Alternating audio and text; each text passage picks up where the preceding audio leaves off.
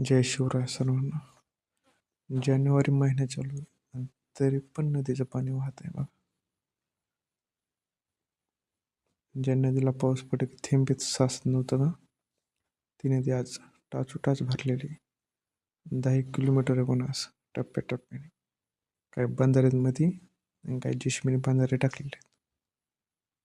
ते नाम फाउंडेशन ते आहेत का, गोगल विकास ट्रस्ट, त्यांनी आम्हाला गावकऱ्याला जे शिबे दिले ते सरपंचाने कुठून धरून आणले होते त्यांची त्यांनाच माहिती. त्यांना जाऊन सांगितलं आपल्या नदीचं खोलीकरणचं रुंदीकरणचं काम करायचं आहे गावातलं.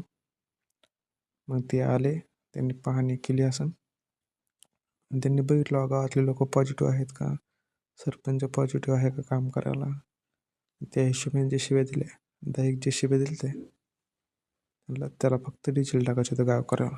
तर गावकऱ्यांनी मिळून 1000, 2000, 3000 ज्याला जसं जमन तसे पैसे जमा केले. तर 10 लाख रुपये, 10 लाख रुपयात आम्ही हे सगळं उकरूनच साईडला फेकली. मग नदी पूर्ण जमिनी बरोबर नदी होती.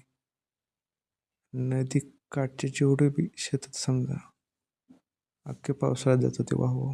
जर ह्या मोठ्या पावसात आमच्या जमिनी नुसत्या खाली खडकच राहिले असते.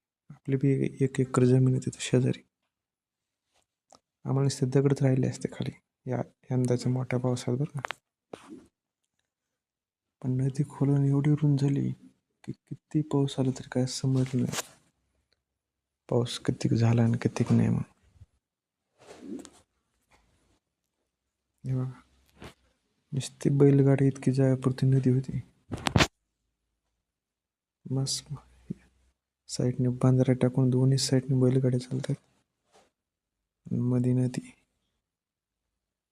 किती पाऊस त्या काय समजत नाही किती पाऊस झाला म्हणून. आता अगोदर नुसते रानं वाहून जात होते नदीच्या काठचे. लय जागेवर ते नाम म्हणजे फाउंडेशन आहेत का, त्यांनी बऱ्याच जागेवर काम केलेलं आहे.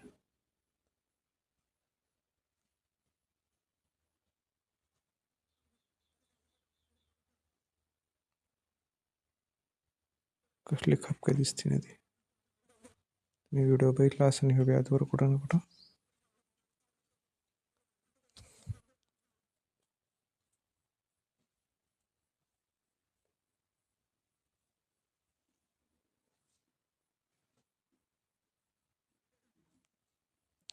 त्यांच्याच लोकांनी शूटिंग काढलेली.